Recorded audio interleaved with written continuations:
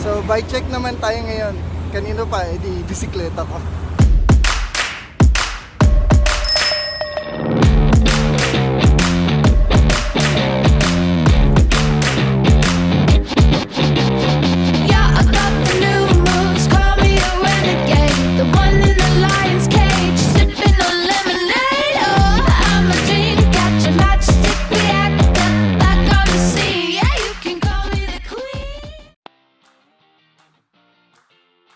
So this is my bike. Ito yung 2020 Pinewood Raptor. Hindi ko gano'ng kabisado yung specs niya kasi alam mo na, pag tumatanda meron tayong memory problem. Pero ang napalitan ko lang dito is yung handlebar. Yung handlebar niya pinalitan ko ng, hindi ko alam kung anong brand to, XM ba to. Nabili ko siya sa Bike Plus kasi yung stock na handlebar niya is too aggressive for me. Ang stock na handlebar nito is around 760 yata, 740. And then nung nabili ko tong handlebar na to, ang actual size nito, is 780. Then I cut it down to 740. And as you can see, this is a 1x setup.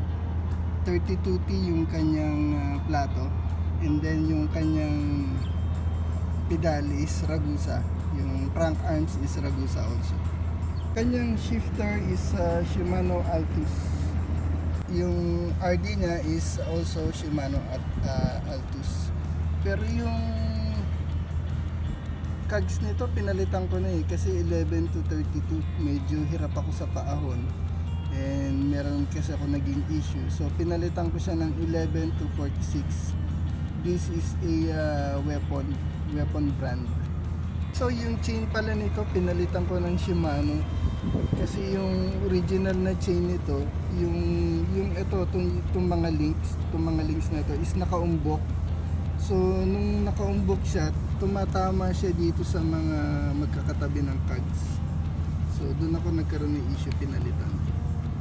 Yung brakes pala nito ay hydraulic. Ito yung stock na brake niya, Shimano. So yan yung model niya, no, MT200. Yung size ng frame niya is 15.5. So small, perfect para sa mga hindi katangkarang katulad ko. Ang saddle niya is pinewood. Also yung medyo natatakpan lang Yung seat post niya is also pinewood. Pati yung stem niya pinewood din. Yung port niya is custom batted daw. Hindi ko alam po ano ibig sabihin. beto. Pero pinewood din yung tatak niya.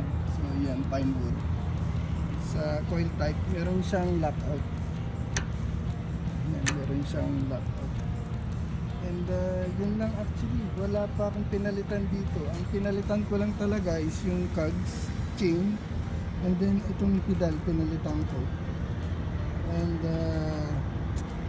handlebar, yun lang.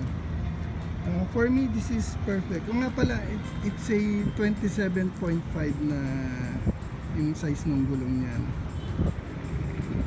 Okay naman siya. Medyo yung kung napanood niyo yung isa kong vlog, nagkaroon lang ako ng issue dun sa ano niya, sa cogs and then dun sa chain. I don't know if it's from the factory or from the bike shop or from dun sa mekaniko ng bike shop. Tapered na nga pala to. So it's 44 and then 55 dito. Yung hubs niya is DHQ yung tatak alam niyo naman, baguhan lang ako, hindi ko gano'ng kabisado ito ng hubs na ito. Both sa likod and sa harap, yan yung tatak, DHQ. Forgot to mention, this is a 1x setup, 1x9, although napalitan ko nga yung cogs. But yung original nitong cogs is 11 to 33. And now this is 11 to 46. Ang brand naman nung, well siguro napansin nyo na kanina pa, ang brand nung gulong niya is Kenda. It's 27.5 by 2.2.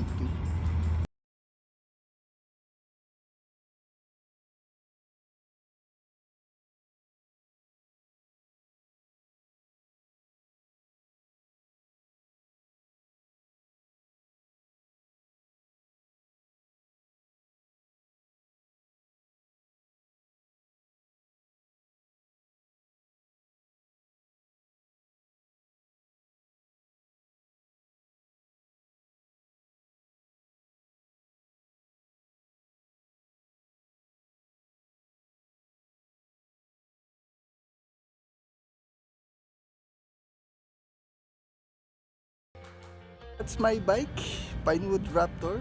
I hope nagustuhan nyo ang aking presentation. Nga pala, dito ko nga pala pinatono yung ano ko, yung bisikleta. At saka yung pinagpagawan ko ng cogs and chain. Sa bike shop ni Sir Carlo, sa may mga dumang motor. Sa bike shop ni Sir Carlo, sa Skylark, sa may Kainta. Salamat sa inyong panonood. Hanggang sa susunod. Babush and God bless.